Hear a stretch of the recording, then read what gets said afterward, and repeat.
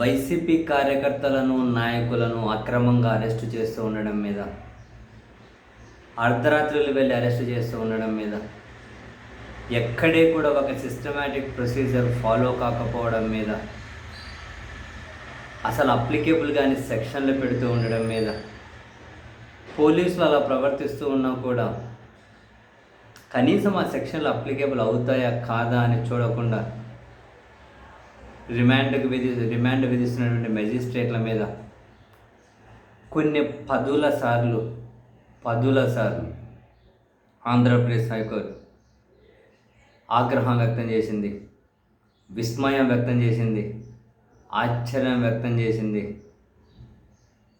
కొన్నిసార్లు ఆవేదన వ్యక్తం చేసింది, కొన్నిసార్లు ఆక్షేపించింది పోలీసుల చర్యలను, మెజిస్ట్రేట్ చర్యలను. పోలీసులు పద్ధతి ప్రకారం వ్యవహరించాలని, మెజిస్ట్రేట్లు మైండ్ వాడడం లేదా అని, ఇవేం సెక్షన్లని, ఇవేం కేసులని, ఇవేం అరెస్ట్లని, సీసీటీవీ ఫుటేజ్ ఎందుకు లేదని, కోతులు కాల్ చేసాయంటే మమ్మల్ని మేము మరీ ఎట్లా కనిపిస్తున్నాం మీకని, ఎక్కడ ప్రొసీజర్ ఫాలో కాకపోయినా ఇలా మాట్లాడుకుంటూ పోతే కొన్ని పదుల సార్లు హైకోర్టు ఆగ్రహం వ్యక్తం చేస్తూ ఉంది. అయినా ఎక్కడే కూడా పోలీసుల్లో కనీస మార్పు కానీ, మినిమం ప్రొసీజర్ ఫాలో అవ్వాలని కానీ పోలీసులు భావించడం లేదు.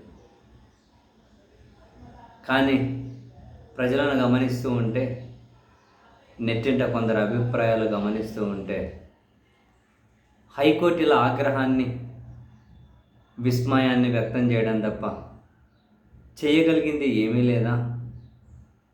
సో హైకోర్టు ఏమీ చేయడం లేదు కాబట్టి పోలీసులు కూడా వాళ్ళ విచ్చలవిడితనాన్ని కొనసాగిస్తున్నారా అనే ప్రశ్నలు, అనుమానాలు ప్రజానీకం నుండి వినిపిస్తూ ఉన్నాయి. మనం వాళ్ళతో డైరెక్ట్గా ఏకీభవించలేకపోయిన అభిప్రాయాలతోటి బట్ తప్పక ఆలోచించే పరిస్థితి అయితే ఉంది. ఎందుకని ఇన్ని పదుల సార్లు హైకోర్టు పోలీసుల మీద, మెజిస్ట్రేట్ల మీద ఆగ్రహం వ్యక్తం చేసింది, ఇన్నిసార్లు వాళ్ళ చర్యలను తప్పుపట్టింది. హైకోర్టు ముందు చాలా విజువల్స్ ఉన్నాయి. ఒక ఎంపీ ప్రయాణిస్తున్న బస్సు మీద దాడి చేసి ఆయుధాలు ధరించిన పోలీసుల సమక్షంలోనే కార్పొరేటర్లను కిడ్నాప్ చేసి ఎత్తుకెళ్ళినటువంటి సంఘటనలు ఉన్నాయి. ఆ విజువల్స్ కనిపిస్తూ ఉన్నాయి. అక్కడి నుంచి మొదలెడితే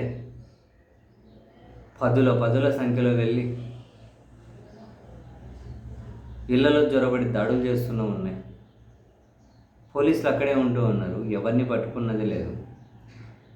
పైపెచ్చు కొన్నిసార్లు పోలీసులే దగ్గరుండి కొన్ని ప్రోత్సహిస్తున్నట్లుంది. అయినా కూడా అదిగో ఈ పోలీసును విధుల నుంచి పక్కన పెట్టండి అని కానీ, ఈ పోలీసుని ఇక్కడి నుంచి ట్రాన్స్ఫర్ చేయండి అని కానీ, ఈ పోలీస్ మీద చర్య తీసుకోండి అని కానీ, అదిగో ఈ మెజిస్ట్రేట్ని ట్రాన్స్ఫర్ చేస్తున్నామని కానీ, అదిగో ఈ మెజిస్ట్రేట్కు వృత్తిపరంగా ఒక మెమో ఇస్తున్నామని కానీ, ఒక్క మెజిస్ట్రేట్ మీద చర్యలు తీసుకున్నట్లు కానీ హైకోర్టు ఇప్పటి వరకు అటువంటి ఇనిషియేషనే లేదు ఇప్పటి వరకు. ఏ పోలీస్ మీద చర్య తీసుకోకుంటే,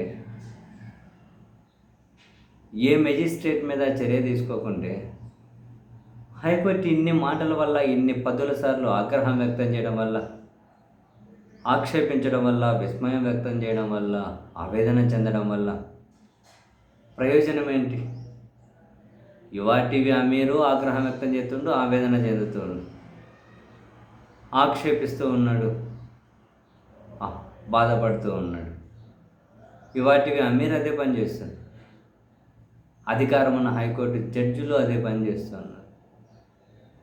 ఇద్దరు అదే పని చేస్తే ప్రయోజనం ఏముంది?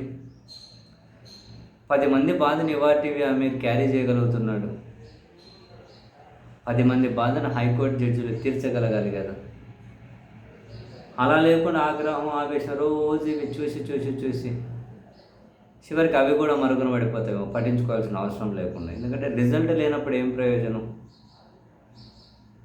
రిజల్ట్ లేనప్పుడు ఏం ప్రయోజనం?